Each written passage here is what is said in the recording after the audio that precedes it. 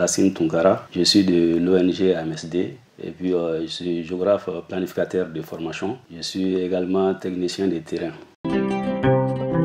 L'AMSD, c'est une association depuis les années 2009 où nous étions vraiment en activité par rapport à l'agriculture biologique, suite à laquelle on faisait des campagnes de sensibilisation au marché pour sensibiliser les vendeuses et les vendeurs effectivement des produits maraîchers qui avaient des difficultés de conservation de leurs produits. L'écologie est la science qui étudie les conditions d'existence des êtres vivants dans leur milieu et les interactions qu'il y a entre les êtres vivants. Donc quand on se fie à cela, on voit qu'il y a une interdépendance entre les êtres vivants. Donc ce qui nous fait rappel effectivement à la chaîne alimentaire. Donc si vous voyez qu'une seule chaîne est perturbée, cela répercute sur les autres. Donc au sein de la chaîne, nous avons les producteurs qui sont surtout les végétaux. Donc après les producteurs, nous avons aussi les consommateurs qui sont les animaux. Donc bien sûr que l'homme fait partie. Voilà, donc après les consommateurs, nous avons les bioréducteurs. Les bioréducteurs qui sont les micro-organismes. Donc c'est eux qui transforment la matière organique en matière minérale. Donc c'est en quelque sorte à la fin de la chaîne. Voilà, donc quand on associe maintenant l'écologie à l'agriculture, on parle de l'agroécologie. Donc l'agroécologie, il faut comprendre que c'est une forme d'agriculture qui permet de respecter effectivement l'environnement. Voilà, faire l'agriculture sans pourtant porter atteinte, c'est-à-dire aux autres espèces vivantes qui sont dans les entourages, qui sont dans l'écosystème.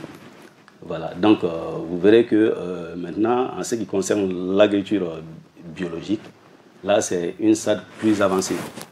C'est plus avancé que l'agroécologie. Pourquoi? Parce qu'en agroécologie, il y a effectivement l'interdiction de porter atteinte à la nature. Mais en agroécologie, on permet l'utilisation, mais en quantité limitée, des intrants chimiques. Voilà. Donc maintenant, vous verrez que la priorité est donnée plutôt à l'utilisation des fumures organiques en agroécologie. Mais ça ne prohibe pas l'utilisation des produits chimiques. Mais les produits chimiques sont utilisés à quantité minimisable, à quantité faible. Le projet SPJ Biolocal est un projet effectivement d'abord qui a été financé par SOS Fin Belge. Donc le projet de certification vise effectivement à accompagner, c'est-à-dire les producteurs dans le dynamisme de l'agriculture biologique et de l'agroécologie. Voilà, donc c'est un projet qui consiste effectivement à conscientiser les producteurs des dangers, des inconvénients de l'utilisation des produits chimiques, donc les conséquences naturellement sur l'environnement, les conséquences sur la santé effectivement des hommes et même les conséquences par rapport même au coût de production. La mission, c'est de permettre à ceux qu'au moins il y ait une alimentation saine à la disposition, disons, de toute la population. Donc ça, c'est effectivement la mission, que tout le monde puisse vraiment manger bio pour être en bonne santé. Le projet, disons, de certification s'étend sur 5 ans, de 2022 à 2026. L'objectif, c'est de pouvoir certifier 1352 producteurs. Donc sur les 1352 producteurs à nos jours, nous avons pu certifier 806 producteurs. Vous voyez, donc par rapport aux résultats toujours, parmi ces 806 producteurs, donc, nous avons des producteurs qui sont maraîchers, il y a d'autres qui sont céréaliers. Donc les producteurs qui sont maraîchers, et ils ont une superficie de 50,4 hectares. Pour les producteurs céréaliers, et ils ont plus de 70 hectares de production.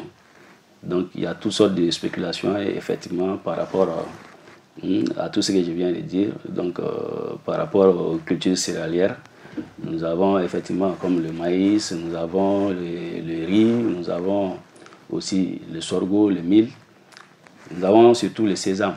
Voilà. Donc, en ce qui concerne la culture maraîchère, donc, nous avons comme la laitue, nous avons pratiquement toutes sortes de spéculations à ce niveau-là, les betteraves, même les fraises. Voilà. Cette façon même a une gouvernance qui est là. Bien vrai que l'AMSD assure la présidence, mais l'AMSD est en synergie avec d'autres structures. Donc nous avons comme des structures comme la SNOPE, nous avons la CERU, nous avons Iraiton, UPSB, de Banaba et tant d'autres, PNPR, il y en a beaucoup. Donc nous sommes en synergie effectivement avec ces structures. Donc vous verrez que l'AMSD avec ces structures forme ce qu'on appelle le SNAC, le Comité national de certification. Donc c'est l'organe de décision. Mais l'AMSD constitue effectivement l'équipe de projet.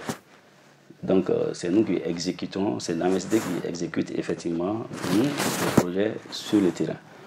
Donc là, vous verrez que le SNAC a le rôle de décision par rapport à la certification. Donc là, comment ça se passe sur le terrain? Il faut savoir que la certification a plusieurs étapes. Donc nous avons d'abord l'étape d'introduction. L'étape d'introduction, comment ça se passe? Vous verrez qu'une fois sur le terrain, nous passons par les autorités, disons, locales. Donc nous passons par la mairie, faire la présentation du projet. Donc c'est une façon, c'est-à-dire de donner crédibilité, c'est-à-dire au projet. Et aussi nous prenons contact avec les services techniques comme de l'agriculture et même de la santé. C'est une façon d'impliquer tout le monde dans les processus. Donc après cette phase d'introduction, cela trouve qu'on avait déjà ciblé des producteurs dans la localité d'intervention. Donc, vous verrez que nous procédons par une mobilisation de masse. La mobilisation de masse, comment ça se passe? Ça se passe par des mots de sensibilisation. Ça se passe effectivement par des mots d'échange d'informations. Des questions-réponses autour de quoi? Autour de l'agriculture biologique. Qu'est-ce qui est permis? Qu'est-ce qui n'est pas permis? Donc, c'est surtout à la phase, disons, de la mobilisation des masses que nous décortiquons, c'est-à-dire le cahier des charges. Parce que le projet SPJ même est adossé au cahier des charges. Et ce cahier-là est un cahier qui a été élaboré à l'unanimité par le SNAC. Donc, dans ce cahier des charges-là, tout est défini. La deuxième phase, c'est quoi? C'est la phase de cartographie et d'enregistrement. Donc, les producteurs qui ont été identifiés, motivés dans le dynamisme, donc nous faisons un deuxième passage pour les cartographier. Les cartographier, comment ça se fait? Nous passons sur leurs parcelles. Donc, nous avons une application de géolocalisation, nous localisons leurs parcelles. Donc, au-delà de là, nous avons une fiche d'inscription aussi qui nous permet de prendre toutes les informations concernant le producteur. Donc, une fois ces informations ont été prises, le producteur prend engagement de ne pas utiliser effectivement des intrants chimiques lors de sa production.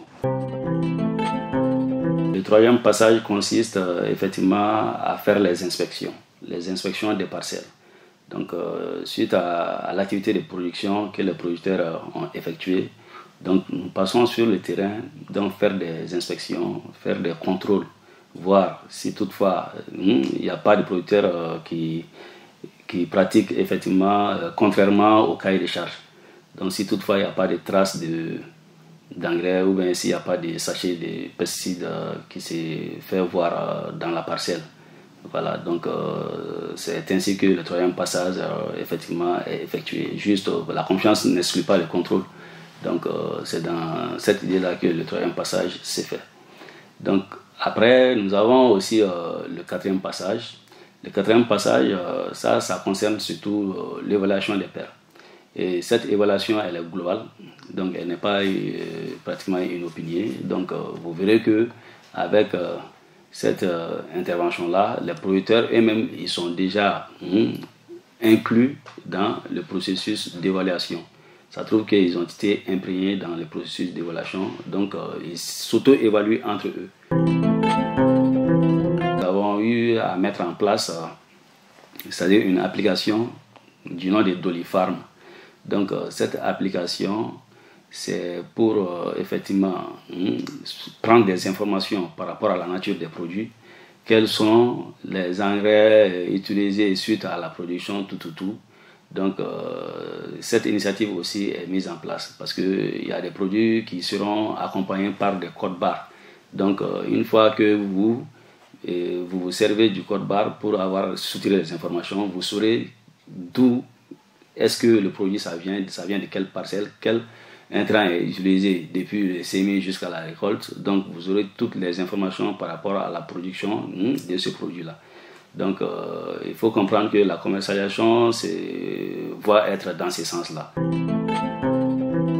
En ce qui concerne la stratégie de commercialisation, donc nous avons fait des prévisions par rapport à la vente des produits des producteurs.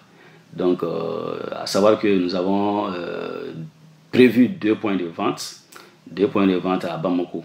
Donc un à la rive gauche et l'autre à la rive droite. Voilà, donc un point de vente près de la BCAO et l'autre à côté du pied de la colline de l'université. Voilà, donc il faut comprendre que du côté commercial, les dispositifs sont mis en place. Le point de vente est géré par un gestionnaire. Un gestionnaire qui est outillé par des registres qui permet d'enregistrer les entrées et les sorties. Voilà, donc à savoir aussi que tout produit qui se trouve au point de vente, qui est acheminé au point de vente, donc se trouve être tracé par le code certificataire. Donc c'est déjà identifié. Donc il faut comprendre que le marché, pour un début, est un marché de proximité. Donc les producteurs qui sont à proximité de Bamako ont un accès plus facile au marché.